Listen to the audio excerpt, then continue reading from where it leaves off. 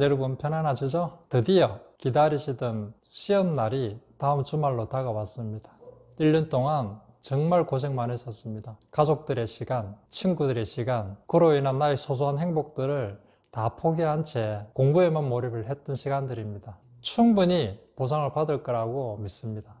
그래서 오늘은 여러분들 머릿속의 내용들을 온전히 시험지에 담아낼 수 있는 요령을 몇 가지 말씀드리고자 합니다. 시험 잘 치는 요령은 여러분들이 이미 다 알고 계십니다. 당일날 최적의 컨디션이 되도록 만들고, 두 번째는 평상의 마음으로 문제를 푸시면 됩니다. 그게 다입니다. 그런데 이게 엄청 잘 안 되죠. 그래서 오늘은 어떻게 하면 그렇게 만들 수 있을까라는 관점에서 약간의 요령을 한번 말씀드리고자 합니다. 첫 번째로, 최적의 컨디션을 만들기 위해서는 시험 전날의 수면이 굉장히 중요합니다. 아무리 강조를 해도 지나침이 없습니다. 많으신 분들, 아니 모든 분들이 시험에 대한 막연한 불안감 때문에 그 전날 잠을 설치신다고 합니다. 그 상태에서 시험장에 들어갔을 때의 결과는 여러분들이 이미 알고 계실 겁니다. 자, 그러면 안 오는 잠을 어떻게 잘 잘 수 있을 것이냐, 이 부분은 작년에 문개비 회원분 중에 한 분이 굉장히 효과를 본 방법이랍니다. 3일 전에 병원에 가셔서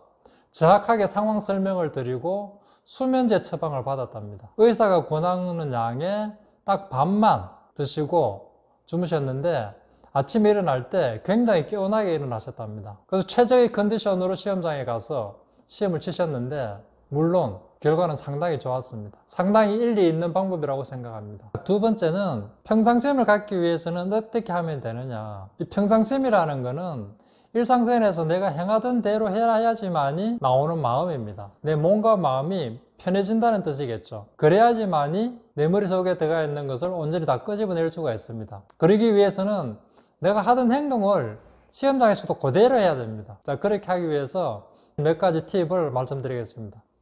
첫 번째는 스테플러를 준비해 가십시오. 즉 호치키스죠.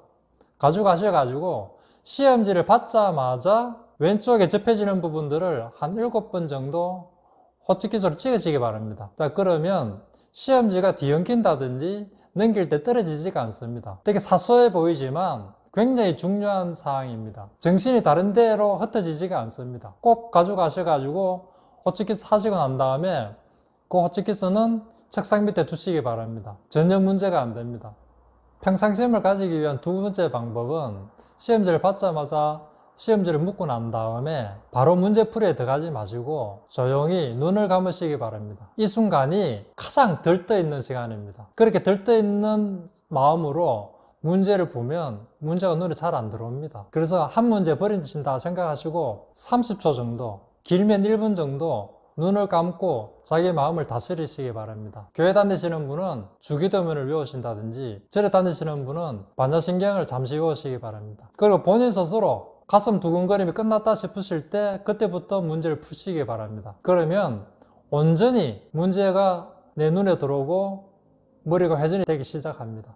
정말입니다. 한번 해보시기 바랍니다. 세 번째 방법은, 내가 정말 공부를 많이 한 파트, 내가 잘 아는 개념의 문제부터 풀어라는 겁니다. 그 문제를 푸는 과정에서 자신감도 올라가고 또 마음도 안정화되면서 좀 알쏭달쏭했던 그런 개념들의 문제도 눈에 보이기 시작합니다. 네 번째 방법은, 모르는 문제는 과감하게 버리시라는 겁니다. 자, 그러면 모르는 문제의 기준이 뭐냐라는 질문이 있는데, 저는 과감하게 말씀을 드립니다. 5개 지문 중에 2개 이상을 모르면 모르는 문제입니다. 즉, 2개의 지문에서 알쏭달쏭하다고 하면 그거는 모르는 문제입니다. 왜냐하면 시험장에서 그 지문이 알쏭달쏭하면 아무리 붙들고 있어 봐야 계속 알쏭달쏭합니다. 그래서 과감하게 버리시기 바랍니다. 너무 아깝지 않냐라는 말씀을 많이 하시는데, 그것 때문에 다른 문제에 영향을 주면 안 됩니다. 과감하게 버리시기 바랍니다. 그 이후에 시간이 남으시면 그때 다시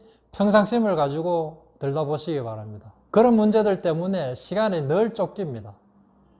그리고 그 문제들은 어떻게 처리하느냐, 이때부터는 통계에 의존해야 됩니다. 내가 정확하게 마킹했던 문제들 중에 1번, 2번, 3번, 4번, 5번의 지문을 파악하고 난 다음에 가장 적은 지문이 나온 숫자로 한 번을 쭉 꺼시기 바랍니다. 그러면 최소한 20% 이상은 맞습니다. 이건 통계입니다.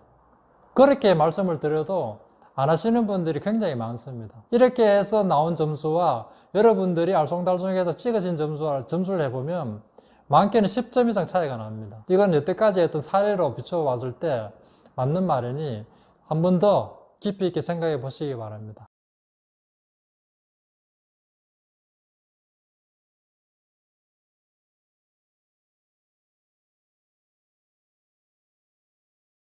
몇 가지 두서없이 말씀을 드렸습니다. 이러한 방법들은 개개인별로 다 다르겠지요. 특히나 본인만이 가지고 있는 노하우, 요령 같은 게 있으시면 그 부분을 적극 활용하시기 바랍니다. 많으신 분들이 시험장에서 나오신 이후에 한두 문제로 당락이 결정됐다는 분이 생각보다 많으십니다.